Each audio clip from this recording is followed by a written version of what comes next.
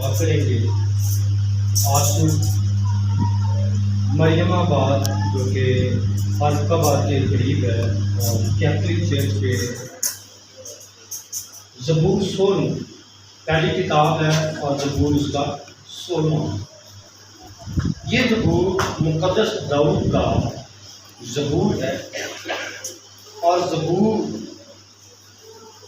جب 16واں پڑھتے ہیں تو اس کی پہلی آیت ہمارے لیے آج خاص ہے اور اس میں کیا ہے میں آپ کے لیے پڑھنا چاہتا ہوں۔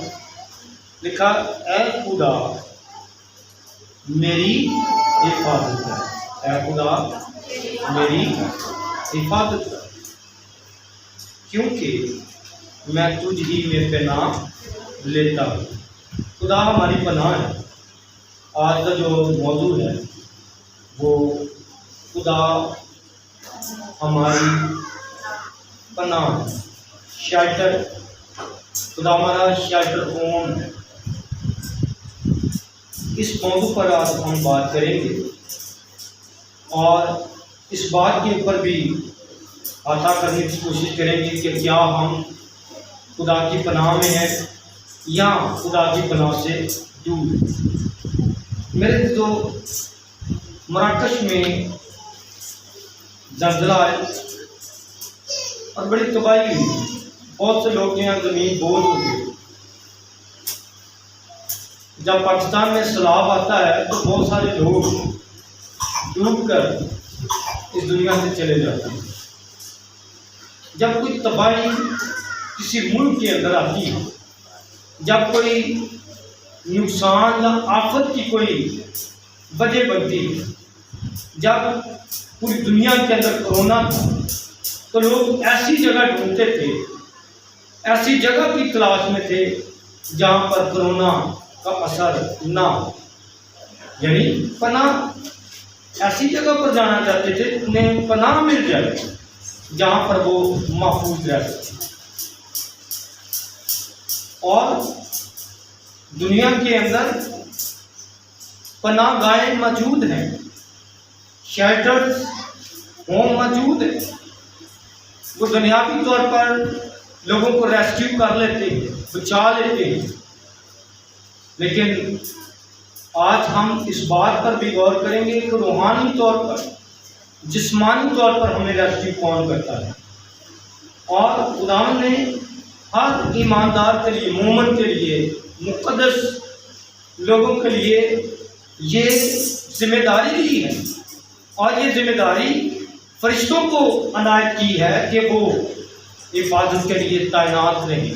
زبور 34 جب آپ پڑھتے ہیں تو وہاں پر لکھا ہے کہ فرشتے خیمہ میں رہتے ہیں، فرشتے تمبو لگا کر رہتے ہیں، حالانکہ تمبو ہوا سے اٹھ بھی جاتے ہیں، تمبو کمزوری کی علامت کو ظاہر کرتے ہیں۔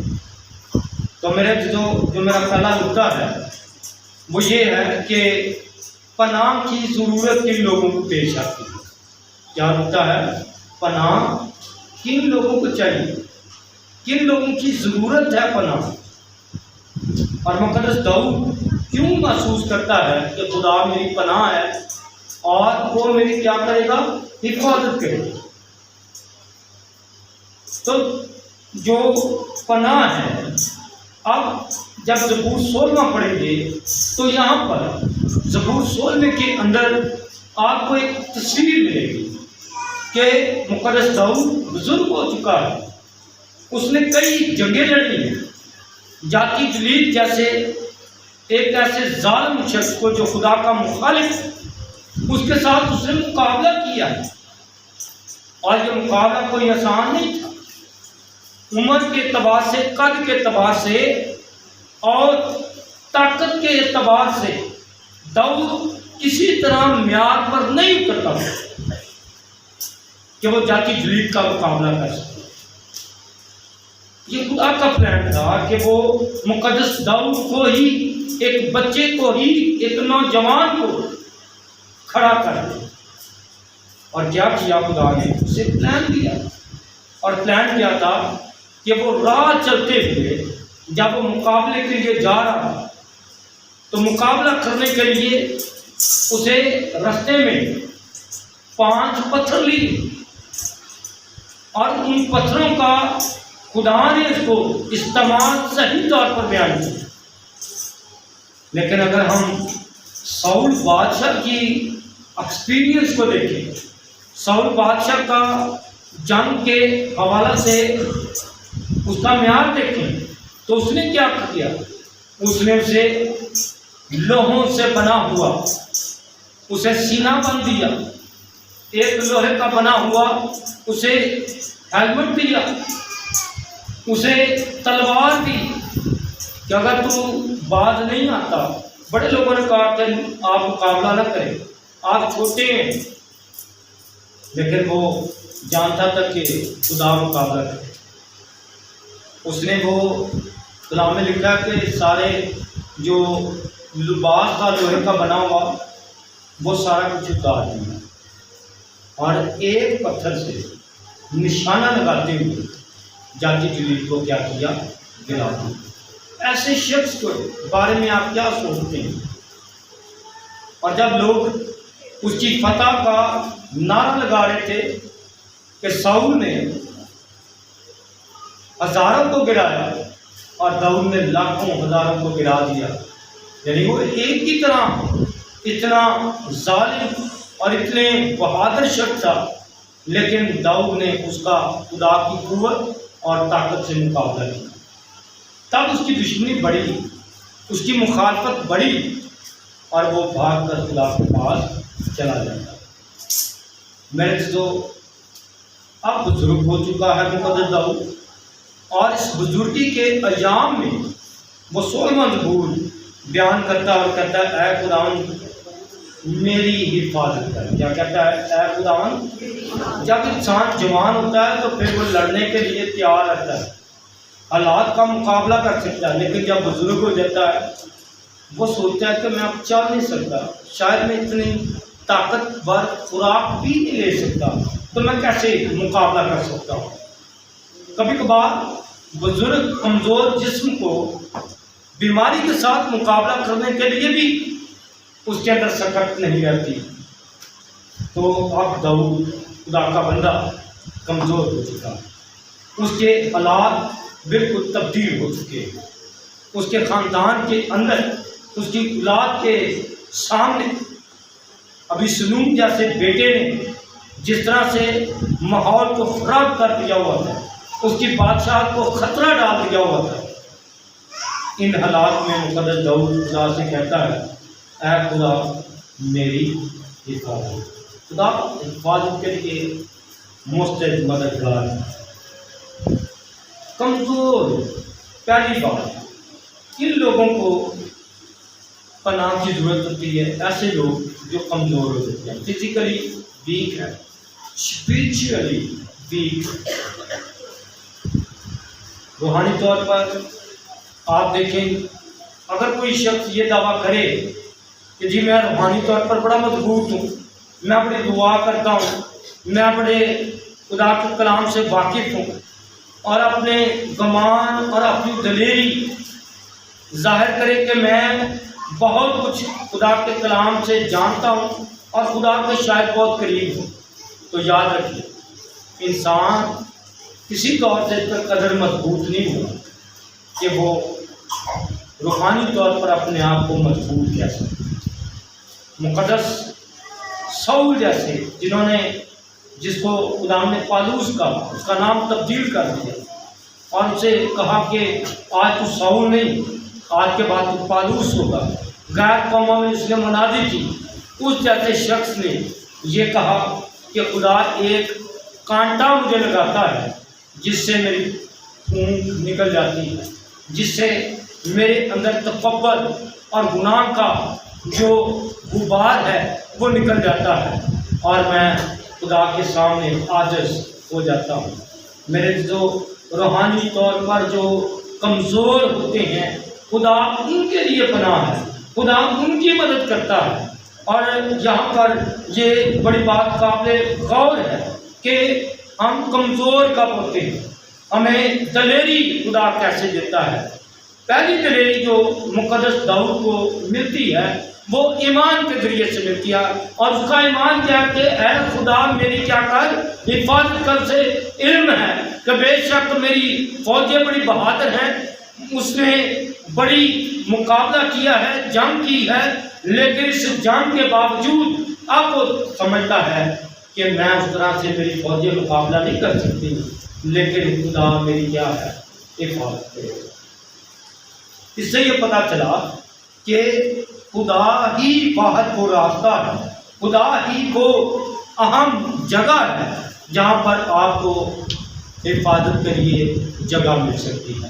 اور مقدس داؤد کا بڑا ایمان واضح ہے، وہ اس نے صاف طرح سے کہا کہ اے خدا میری حفاظت کر۔ اسے پتہ ہے کہ ایک اگر قادر شخص بھی ہوگا تو وہ میری حفاظت نہیں کر سکتا، اگر میرے وفادار سپاہی بھی میرے ساتھ ہوں گے وہ میری حفاظت نہیں کر سکتے، اگر فرشتے بھی ہوں گے تو وہ بھی میری شاید اس طرح سے حفاظت نہیں کر سکیں گے۔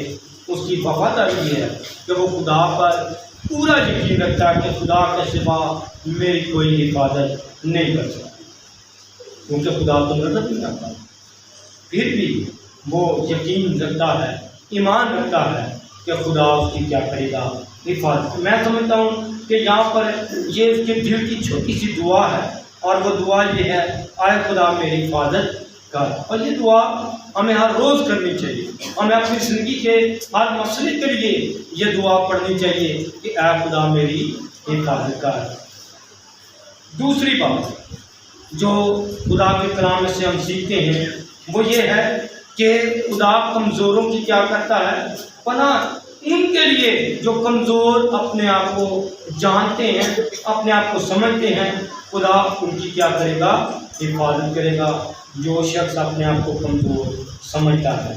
دوسری بات جو میں آپ کے سامنے رکھنا چاہتا ہوں کہ کبھی کبھار ہمیں اپنی کمزوری کا اندازہ نہیں ہوتا، ہمیں علم نہیں ہوتا کہ ہم آنے والے حالات کا مقابلہ بھی کر سکیں گے یا نہیں کر سکیں گے، کیسے حالات میں سے ہم گزرے، تو پھر ایسے حالات میں انسان خوف زدہ بھی ہو جاتا ہے۔ ان کو چونکہ بنیادی طور پر تباہی کا علم نہیں ہے، مثال کے طور پر زلزلہ آتا ہے تو کسی شخص کو اندازہ نہیں ہے کتنی تباہی ہوگی، پانی آتا ہے یعنی سیلاب آتا ہے تو کسی شخص کو علم نہیں ہے، طوفان آتا ہے کسی کو کوئی اندازہ نہیں کہ کتنی تباہی بڑی ہوگی، لیکن اس تباہی اور بربادی کا اگر اندازہ کر بھی لے تو وہ ایسی جگہ پر جانا چاہے گا جہاں پر اسے محفوظ رہے، جہاں پر اس کی زندگی اور جان کیا ہے محفوظ رہے، اور ایسی تباہی اور بربادی کے حالات میں وہ کیا کر سکتا ہے، خدا کے کلام میں سے ہمارے لیے رہنمائی حاصل ہے۔ ایسے مشکل حالات میں کبھی کبھار کوئی شخص اتنا ڈپریس ہو جاتا ہے، اتنا اپنے اندر وہ گھٹ جاتا ہے، اپنی زندگی سے اتنا تنگ پڑ جاتا ہے کہ وہ خاموشی کے ساتھ اپنے ذہن میں اپنے دل میں ارادہ کر لیتا ہے کہ میں اس دنیا کو چھوڑ کر چلا جاؤں گا، یعنی جو کہہ سکتے ہیں وہ خودکشی کرنے کا ارادہ کر لیتا ہے، جو کہ گناہ ہے، حرام ہے، یہ نہیں کرنا چاہیے۔ اگر ایسا انسان جو خودکشی کرنے کے بارے میں بھی سوچ رہا ہو تو خدا کا بندہ ایسی تباہی اور بربادی اپنے لیے جو تیار کرتا ہے اس کی بھی رہنمائی کرتا ہے، اسے یہ دعا کرنی چاہیے اے خدا میری حفاظت کر۔ اور کیسے اسے دعا کو پورا کرنا ہے، میں تجھ ہی میں پناہ لیتا ہوں۔ ایسے لوگوں کے لیے جو تباہی اور اپنے نقصان کے بارے میں نہیں جانتے، ان کے لیے یہ دعا اور زیادہ اہم بن جاتی ہے، کیونکہ خدا زندہ خدا ہے اور وہ ہماری پناہ ہے۔ تو پناہ اچھی جگہ ہے جہاں پر انسان محفوظ رہ سکتا ہے۔ تیسری اور اہم بنیادی بات جو ہے وہ یہ ہے کہ خدا کے سوا کسی کے پاس پناہ نہیں۔ یاد رکھیں کہ خدا کے سوا اس دنیا میں کوئی ایسی ذات نہیں جو آپ کو بہتر سہولت کے ساتھ آپ کو پناہ دے سکے۔ اور خدا کے کلام میں انسانوں کے بارے میں پوری ہدایت ہے۔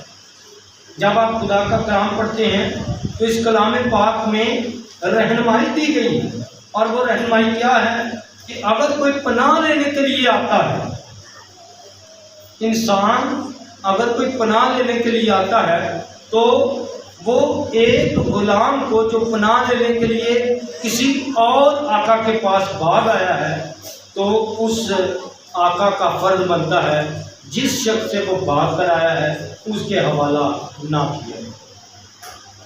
اور اس کا ذکر خدا کے کلام میں سے جب آپ پڑھیں گے تو استثناء 23ویں باب کی 15ویں آیت میں لکھا ہے کہ غلام اگر کوئی پناہ لے تو اس کے آقا کے حوالہ نہ کیا جائے۔ اور یہ ہمارے پنجاب میں بڑی روایت ہے کہ جب کوئی شخص آپ کے پاس آتا ہے ایک مہمان بن کر یا پناہ لینے کے لیے، ہم پولیس کا بھی مقابلہ کر لیتے ہیں، ہم اس شخص کو گرفتار ہونے کے لیے نہیں جانے دیتے۔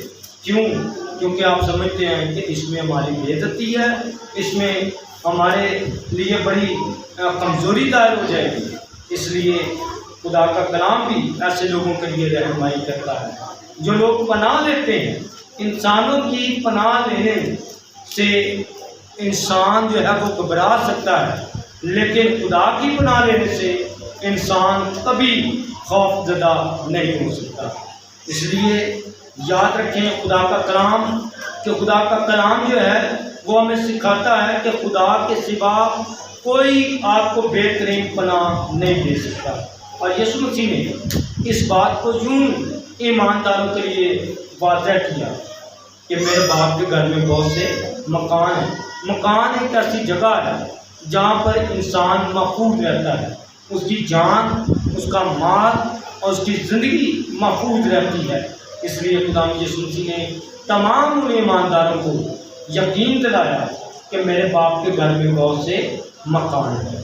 میرے تو خدا کے سوا آپ کو کوئی اچھی پناہ نہیں دے سکتا، آپ کو شیلٹر مہیا نہیں کر سکتا۔ اس لیے خدا کا بندہ ضرور کہتا ہے کہ خدا ہماری کیا ہے؟ پناہ ہے۔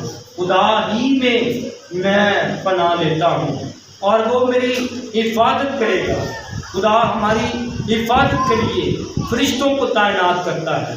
جب زبور 40 کو پڑھیں گے وہ آپ کو اور زیادہ واضح ہو جائے گا کہ خدا کس طرح کے حالات میں ہماری پناہ ہے، کس طرح کے موقعوں پر خدا ہماری پناہ بن جاتا ہے۔ چوتھی بات جو آپ کے سامنے رکھنا چاہتا ہوں کہ خدا کس طرح سے ہماری پناہ ہے۔ خدا ہر پناہ لینے والے کو قبول کرتا ہے۔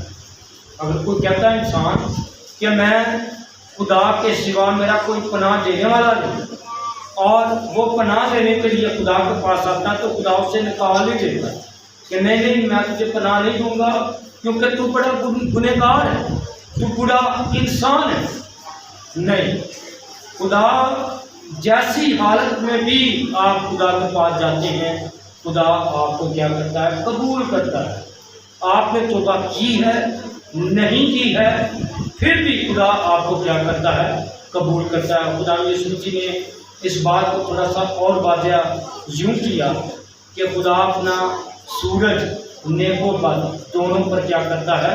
چمکاتا ہے۔ اسی طرح بارش کے بارے میں کہا کہ خدا کی بارش نیک و بد دونوں پر کیا ہوتی ہے؟ برستی ہے۔ تو خدا ہر پناہ لینے والے کو کیا کرتا ہے؟ قبول کرتا ہے۔ ایکسیپٹیشن خدا کی جو ہے وہ انسانوں کے لیے ہے۔ خدا ہر شخص کو کیا کرتا ہے؟ قبول کر لیتا ہے۔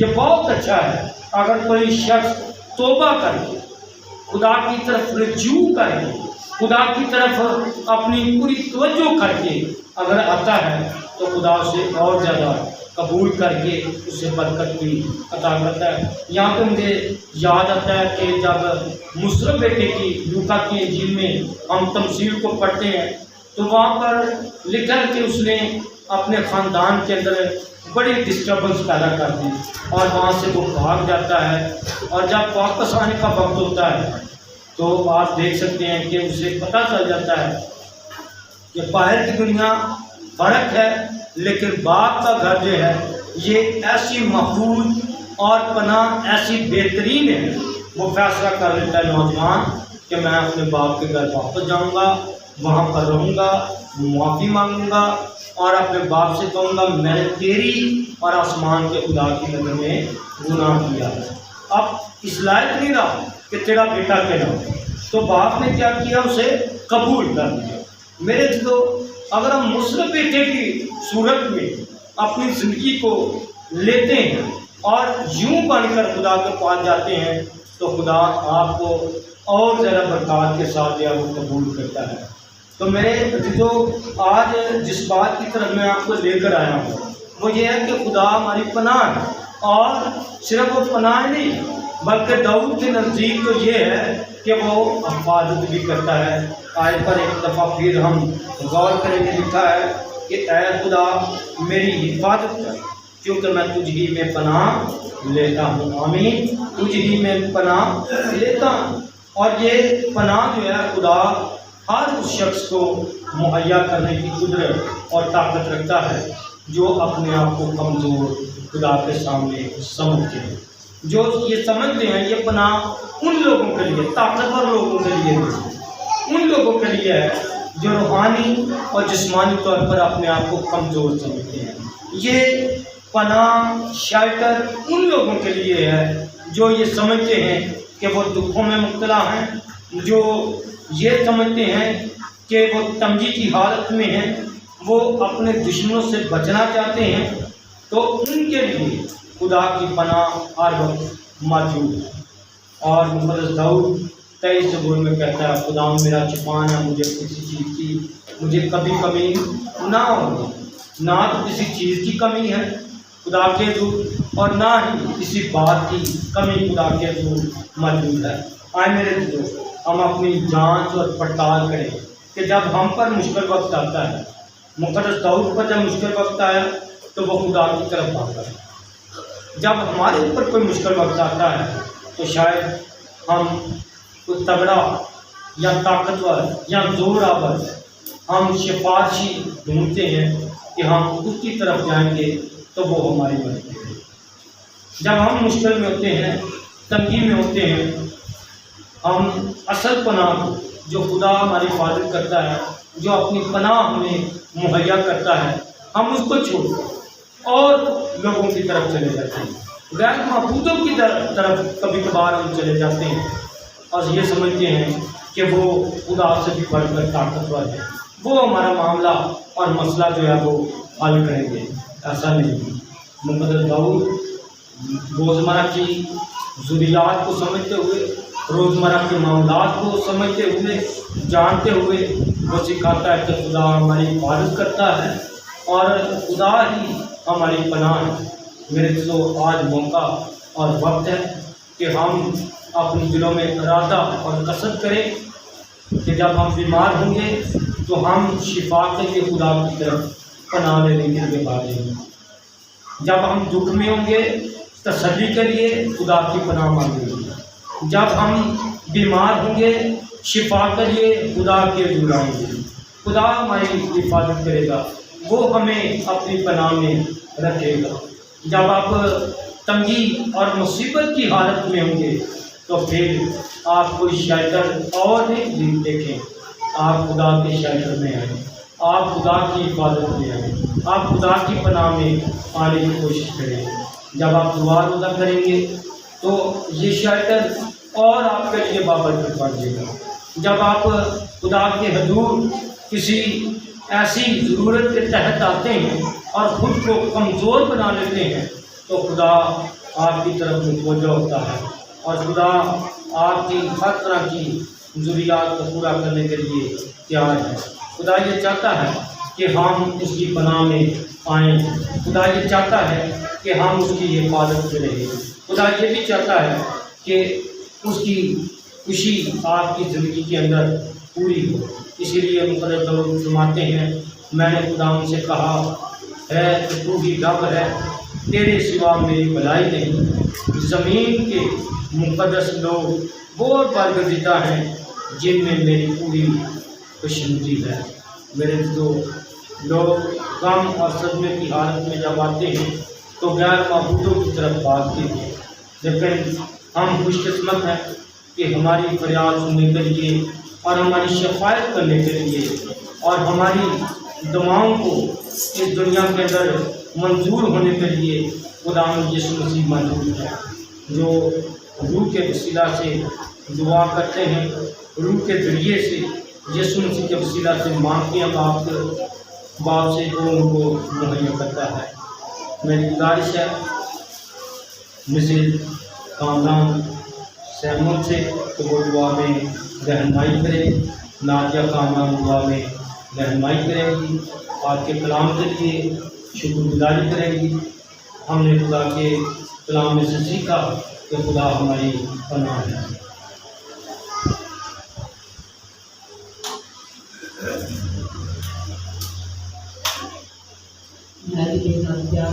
کرنے والے خدا، زمین آسمان کو بنانے والے خدا، جلال قدرت حکمت سے بڑے ہوئے خدا، میرے جان سے آپ کی شکر گزار ہیں میرے خدا باپ، آج کی وقت کے لیے اس لڑائی کے لیے باپ آسمانی خدمات کے لیے جو آپ نے سب کی زندگی بخش دیے میرے پیارے آسمانی باپ، تاکہ ہم سب آپ کے گھر میں جمع ہو کر باپ خدا کی ستائش کر سکیں۔